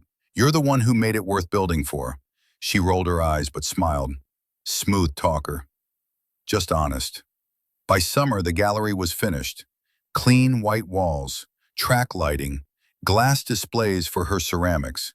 A small workspace in the back where she could demonstrate techniques for interested buyers. Opening day, we stood in the doorway, admiring the finished product. "Kotler Ceramics," she read from the sign Friedrich had commissioned. "It's real. It's real. I have a gallery, an actual gallery." I wrapped an arm around her waist. "You deserve it." "We deserve it," she corrected. "This is ours, not just mine." And she was right. This wasn't just her success or mine. It was ours. Built together, survived together, loved together. 6 months after the gallery opened, business was booming. Marin had steady commissions, regular customers, reviews in local art magazines. She was thriving. One night, lying in bed, she turned to me suddenly. "Elias?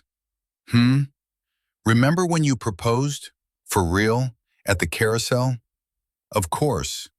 And I said yes because I loved you and wanted to marry you?" "I remember that part too." She propped herself up on one elbow. "Well, I think it's my turn." I blinked. "Your turn for what?" She took a breath. "Elias Brennan, I love you more every single day. You gave up everything to stay with me. You've built a life here, a real, beautiful life. And I want—" She paused, gathering courage. "I want to give you something permanent too. Something that says, this is forever." "Marin, we're already married." "I know, but I want to renew our vows. For real this time. Not in a government office with just Friedrich watching. I want our friends there, the people from the market. Friedrich, the artist from my collective. I want to stand in front of people who matter and say, this is my person, forever." My throat tightened. "You want a real wedding?" "I want to celebrate us, properly." She took my hand. "What do you say?" I say, I pulled her down, kissing her deeply. "I say yes. Obviously yes." She grinned against my lips.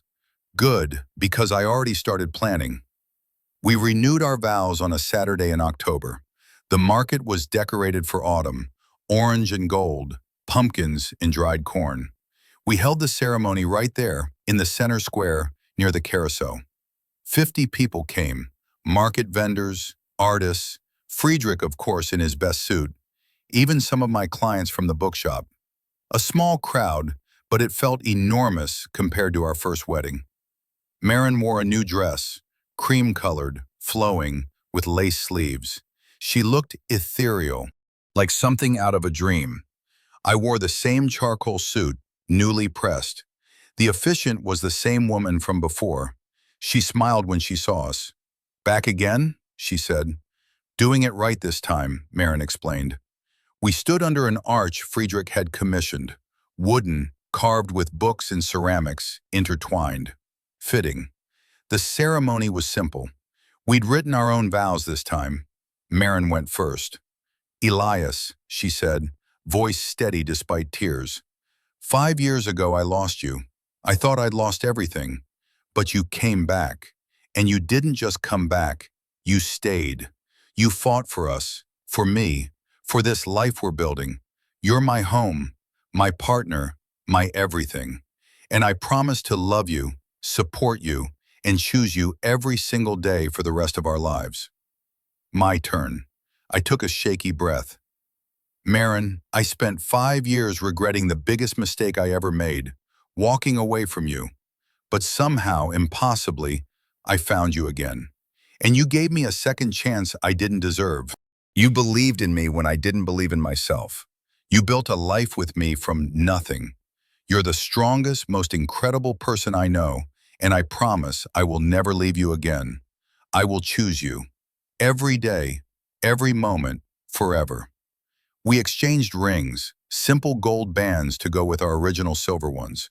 2 rings, 2 chances, 1 life. I now pronounce you still married, the officiant said, laughing. You may kiss, again.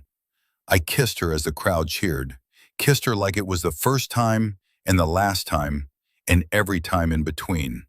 When we pulled apart, she was crying and laughing simultaneously. We did it, she said. We did. The reception was held in the market square. Tables set up between stalls, string lights overhead, food from our favorite vendors, wine that tasted like celebration. Friedrich gave a toast. I've known Elias for less than 2 years, he said, raising his glass. But in that time, I've watched him transform. From a man running from his past to a man building his future. Marin, you did that. You gave him reason to stay, to fight, to become the man he was always meant to be. So here's to you both. May you have many years of happiness, and may you always remember, love isn't about never falling, it's about always getting back up, together. Everyone cheered, clinked glasses. Marin wiped tears. We danced, right there in the square, to music from a street musician's violin, slow, swaying, lost in each other. People watched and smiled, and some joined in. Hours later, when the crowd thinned and the music faded, we walked to the carousel one last time. This is where it all started, Marin said, where I embroidered those coordinates, where I hoped you'd come back. And I did. And you did, she smiled. Think we'll keep coming back here, every anniversary? Every anniversary, every bad day, every good day, whenever we need to remember. Remember what? That we found each other, against impossible odds, and we're never letting go again. She leaned into me, both of us staring at the still carousel. Never letting go, she echoed. Never. Life settled into comfortable routine. The bookshop thrived. Marin's gallery thrived. We thrived. Friedrich began teaching me the administrative side of the business, contracts, negotiations, acquisitions. So when I die, you don't panic, he said matter-of-factly. You're not dying anytime soon. I'm 74. It's a realistic concern. But he was healthy, sharp, still working full days, still arguing with me about the correct way to repair vellum. Marin and I bought a small house just outside the market district. 2 bedrooms, a garden, room to grow. Think we'll fill that second bedroom? She asked one night, unpacking boxes. I paused. Are you asking what I think you're asking? Maybe, eventually, not now, but someday? My chest warmed. Someday sounds perfect. We talked about children abstractly, but hearing her say it, considering it real, made it feel possible. Another piece of permanence, another root growing deep. Someday, I agreed, when we're ready. She smiled. No rush. No rush. 2 years after we renewed our vows, the market held its annual winter festival. Bigger than usual. More vendors, more lights, more everything. Marin and I walked through hand in hand, greeting familiar faces.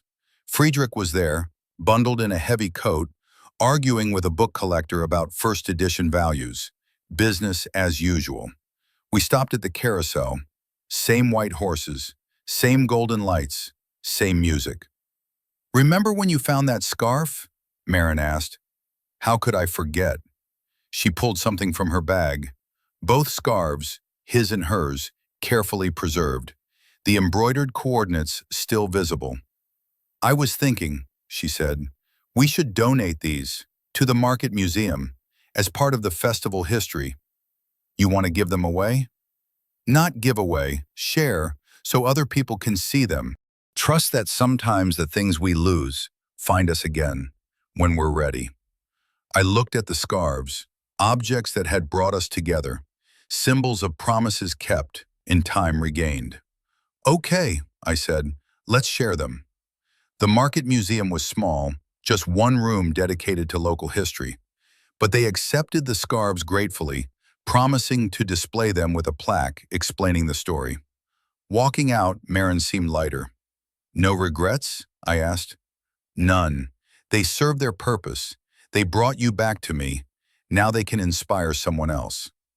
We stopped in the center of the square, exactly where we'd renewed our vows. Around us, the market hummed with life and light and possibility. Elias, Marin said, yeah, I'm happy, truly, completely happy. I pulled her close, kissing her forehead. Me too. No more running? No more running. This is home. Promise? Promise. Snow began to fall, soft, gentle, perfect, just like the night I'd first found her again. We stood there, wrapped in each other, as the market celebrated around us. Two people, two scarves, one impossible journey back to each other. And finally, we were home. 6 months after we donated the scarves, Friedrich called me into his office. It was unusual. He typically just shouted across the shop when he needed something. Close the door, he said. I did, concerned. Everything okay? He gestured to the chair across from his desk. Sit. I need to tell you something. My stomach tightened. What's wrong? Nothing's wrong, but I haven't been entirely honest with you. He removed his glasses, cleaning them slowly. When you first came to work for me, it wasn't entirely coincidental. What do you mean? Marin came to see me. Weeks before you showed up at her booth. She'd heard you were in town. She was terrified, didn't know if you'd recognize her, if you'd want to see her. So she asked if I needed help. Said she knew someone skilled in book restoration. I stared. She set it up? Not exactly. I genuinely needed help, and you genuinely had the skills. But she made sure we connected. Made sure you had a reason to stay when things got complicated. Why are you telling me this now? He smiled. Because you deserve to know. And because she's been carrying that secret for 2 years. I told her I'd tell you when the time was right. I sat back, processing. Marin had orchestrated our reunion. Not the scarf, that truly was coincidence, but the job, the opportunity, the foundation that let me stay. She fought for us before I even knew we needed fighting for, I said quietly. She did. That woman loves you fiercely, Elias. Don't ever forget it. I won't. That night I confronted Marin, gently. Friedrich told me, I said. She looked up from her pottery wheel, guilty. About the job? Yeah. Are you angry? No. I crossed to her, tilting her chin up. I'm in awe. You were already fighting for us, even when I didn't know it. I couldn't let you slip away again, not without trying everything. I kissed her, deep and grateful. Thank you. For fighting, for believing, for everything. Always, she whispered. Always. The baby conversation started casually. We were gardening, or rather, Marin was gardening while I dug holes where she pointed. That second bedroom, she said, not looking at me, still empty. Yeah, we've been in the house 8 months. I'm aware. She set down her trowel. Elias, I'm 31. You're 32. If we want kids, we should probably start thinking seriously about it. I stopped digging. Are you saying you want to start trying? I'm saying, maybe, if you want to. Do you want to? She laughed nervously. I asked first. I sat beside her in the dirt, taking her hand. I want whatever makes you happy. But if you're asking my preference, yes. I'd love to have a family with you. Her eyes glistened. Really? Really, you'd be an incredible mother. And you'd be an incredible father. So we're doing this? She grinned. We're doing this. We didn't get pregnant immediately. Months passed, then more months. Marin started to worry. What if something's wrong? She asked one night after another negative test. Then we'll deal with it. Together. Maybe we need to see a doctor. Maybe. But the next month, 2 pink lines appeared on the test. Marin stared at them for a full minute before showing me. Elias, she whispered. Look. I looked. My heart stopped, then raced. Is that? Yeah, she laughed, crying simultaneously. We're having a baby. I picked her up, spinning carefully. We're having a baby! She clung to me, both of us laughing and crying in our tiny bathroom. Another piece of permanence. Another root growing deep. Pregnancy agreed with Marin at first. She glowed, had energy, worked in her studio right up until month 6. Then everything changed. Morning sickness became all-day sickness. Her back ached. Her feet swelled. She couldn't sleep, couldn't eat, could barely stand at her pottery wheel. I'm miserable, she said one night, crying from exhaustion. I know, love. I'm sorry. And I feel guilty for complaining because I wanted this. You're allowed to be miserable and still want the baby. Both things can be true. I took over more at the shop, hired someone part-time to manage the gallery so Marin could rest. Friedrich was understanding. He'd been through pregnancy with his late wife. It gets better, he assured me, and then it gets so much better when they arrive. Month 7, Marin's energy returned slightly. We set up the nursery together, painted the walls soft yellow, assembled the crib, which took 3 attempts and several colorful curses. We're really doing this, she said, standing in the doorway of the finished room. We really are. Are you scared? Terrified, I admitted, but also excited. You? Same, but I think we'll figure it out. We always do. Labor started at 3 a.m. on a Tuesday. Marin shook me awake, calm but pale. It's time. I bolted upright. Time? Contractions every 7 minutes. We should go. I'd prepared, had a bag packed for weeks, but in the moment, I panicked. Forgot my phone, grabbed the wrong coat, nearly left without Marin. She laughed despite the pain. Breathe, Elias. I'm breathing. You're hyperventilating. The hospital was quiet. We were shown to a room, given gowns and monitors. A nurse checked Marin's progress. 4 centimeters, she said cheerfully. Could be a while. It was 14 hours. 14 hours of contractions, breathing exercises, ice chips, and watching Marin endure more pain than anyone should. I can't do this, she said at hour 12. Yes, you can. I really can't. You're the strongest person I know. You can do anything. She gripped my hand so hard I thought bones would break. But I didn't complain, just held on and told her she was amazing. At hour 14, the doctor said, it's time to push. 10 minutes later, a baby's cry filled the room. Sharp, indignant, perfect. It's a girl, the doctor said, holding up a tiny, screaming human. A girl. Our daughter. They placed her on Marin's chest. She stopped crying immediately, blinking up at her mother with dark blue eyes. Hi, Marin whispered, crying. Hi, baby. We've been waiting for you. I couldn't speak, could barely breathe. This tiny person, 7 pounds, 3 ounces, was ours. We'd made her, and she was perfect. What should we name her? Marin asked. We discussed names but never decided. Now looking at her, one felt right. Clara, I said, after my grandmother. Clara Brennan, Marin tested. I love it. Clara Brennan Kotler, I corrected. She smiled. Even better. The first weeks were chaos, sleepless nights, constant feeding, diapers, crying, more crying. Clara had strong lungs. And opinions. She let us know immediately if something wasn't to her liking. She's stubborn, Marin said at 3 a.m., rocking a screaming infant. Wonder where she gets that. Definitely your side, I said. Absolutely not. This is pure Brennan stubbornness.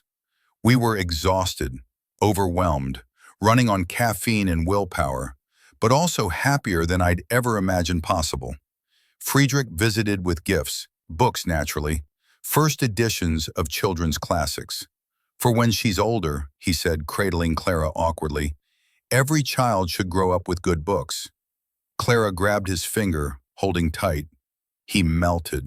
She's strong, he said approvingly. She is, I agreed. Marin's artist friends brought meals and offers to babysit. The market vendors sent flowers and cards. Our little family had a whole community supporting it. We did good, Marin said one night, watching Clara sleep in her bassinet. We did. Not just with her, with all of it. The life we built. I pulled her close. Best life I could have imagined. Even with the sleepless nights and constant crying, especially with that, because it means she's here. She's ours. We're a family. Marin kissed my cheek. Yeah, we are. Clara's first Christmas arrived cold and bright. The market was decorated more elaborately than I'd ever seen. Lights everywhere, the carousel running continuously, music drifting through the square. We bundled Clara in layers, tiny coat, tiny hat, mittens she immediately pulled off. She was 6 months old, curious about everything, reaching for lights and sounds. Marin carried her through the market, pointing out decorations. I followed with the stroller and diaper bag, playing pack mule. Look, Clara, Marin cooed. See the carousel? Mommy and Daddy got married there. Clara babbled, unimpressed. We stopped at the museum, the small local history room. Our scarves were still there, displayed in a glass case with a plaque. The red scarves, a second chance story. These scarves, handmade by local artist Marin Kotler, were separated for 5 years before being reunited at this market. They represent hope, persistence, and the belief that what's meant to be will find its way back. Donated 2026. Still weird seeing them here, Marin said. Good weird? Yeah, good weird. Clara reached for the glass, leaving tiny fingerprints. A museum attendant started to say something, then saw our faces and smiled instead. Your scarves? She asked. Our story, Marin confirmed. That evening we took Clara on the carousel, her first ride. She sat between us, supported by Marin, eyes wide with wonder as the world spun. The music played, the horses rose and fell, and I thought, this is everything. 5 years passed in a blur of bedtime stories and scraped knees and first words and birthday parties. Clara grew into a curious, stubborn, brilliant little girl with Marin's eyes and my dark hair. She loved books and clay in equal measure, splitting time between the shop and the gallery. Friedrich retired at 79, leaving the shop entirely in my hands. He still visited weekly, always finding something to critique. You're organizing the medieval section wrong, he'd say. It's alphabetical by author, but chronological would be better. Friedrich, it's my shop now. Doesn't mean you should make poor choices. Marin's gallery expanded. She hired an assistant, taught ceramics classes on weekends, had pieces in galleries across Europe. We added to our family, a son, Leo, born 3 years after Clara. Then another daughter, Sophia, 2 years after that. Our small house became cramped. We bought a bigger one, more bedrooms, an actual yard. Life was full, chaotic, perfect. One December evening, I found Marin in our bedroom, holding something small and red. What's that? I asked. She held it up. A third scarf. Same pattern, same embroidered coordinates. I made it, she said, for Clara, for when she's older, so she knows the story. My throat tightened. That's perfect. There's more. She pulled out 2 more. One for Leo, one for Sophia, each with coordinates of places that matter.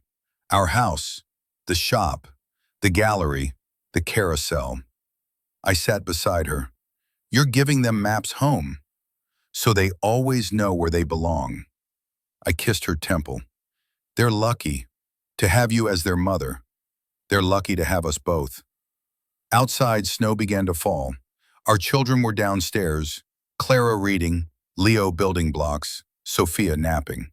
Our life hummed around us, full and rich and real.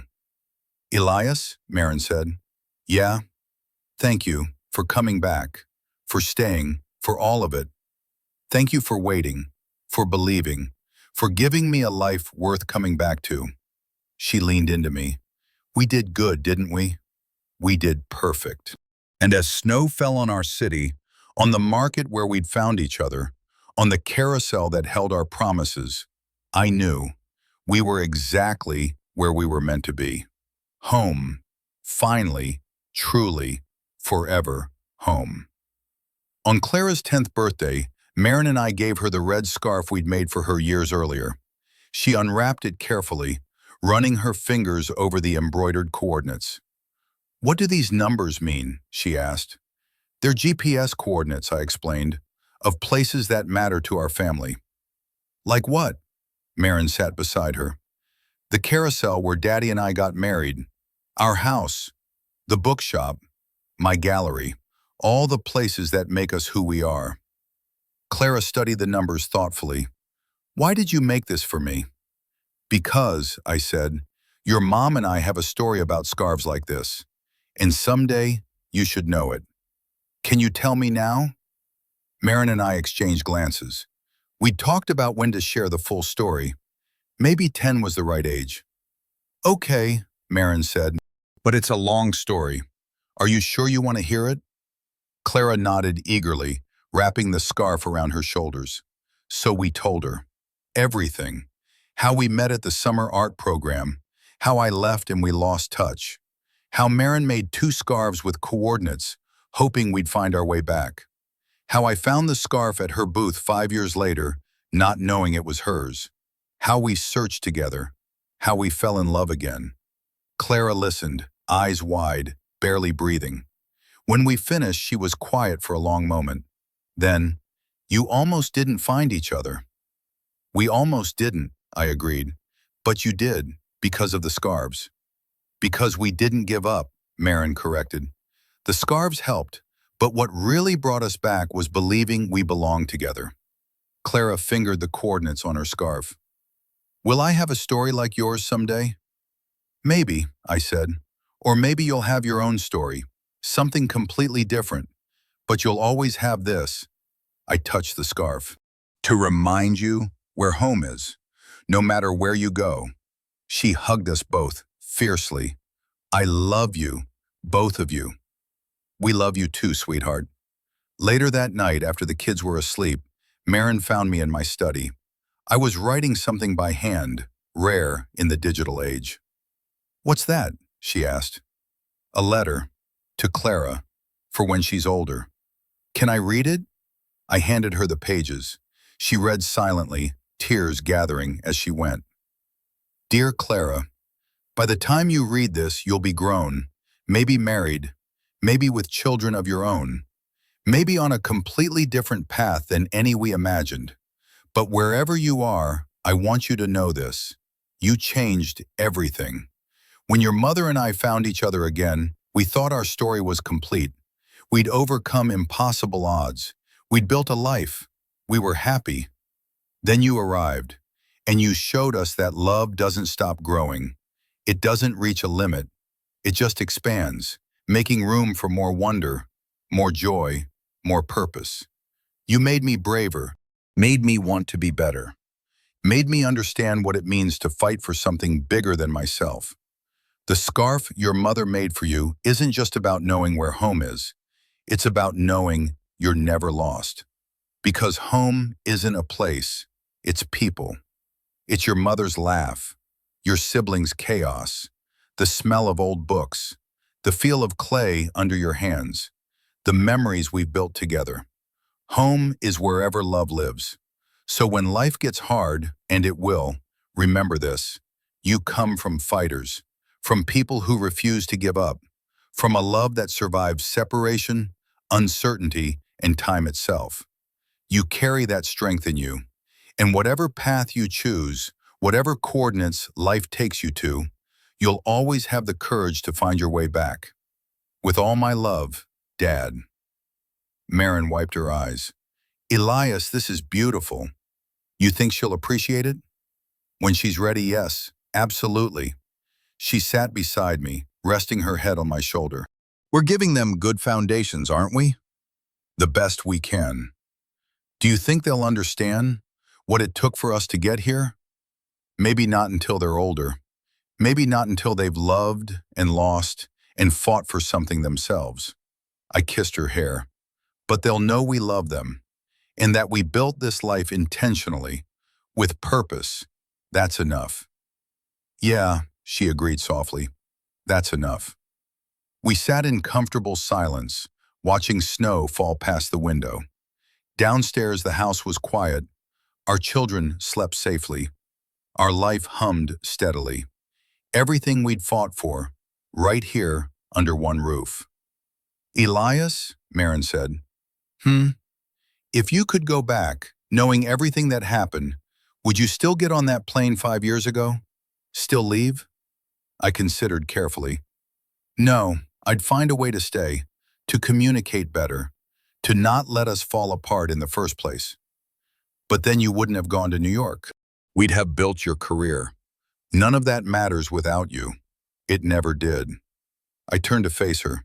The only thing that matters, the only thing that ever mattered is this. Us.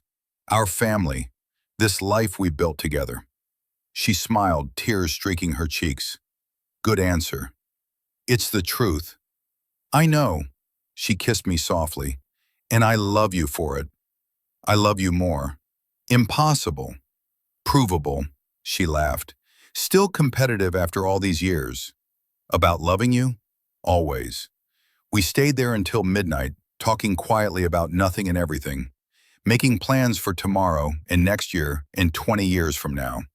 The kind of comfortable, meandering conversation that only comes from knowing someone completely. Eventually, we went to bed. Marin fell asleep quickly, her breathing evening out.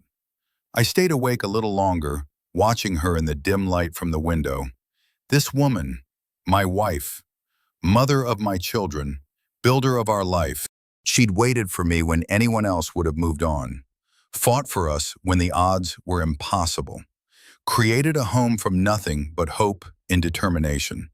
And every single day, I got to wake up beside her. I thought about the young man I'd been, the one who got on that plane, thinking distance and ambition mattered more than love. How wrong I'd been, how close I'd come to losing everything that mattered. But we'd found each other again, against every odd, through time and pain and uncertainty, and we'd built something beautiful. I reached for Marin's hand, lacing our fingers together even in sleep. She shifted slightly, moving closer. Tomorrow, Clara would wake up and ask more questions about the scarves. Leo would want to know if he could embroider his own coordinates. Sophia would demand pancakes. Friedrich would call about some rare book auction. The gallery would need attention. The shop would need managing. Life would continue in its beautiful, chaotic way. But right now, in this quiet moment, everything was perfect. We were home. Finally, truly, forever home. And we were never letting go again.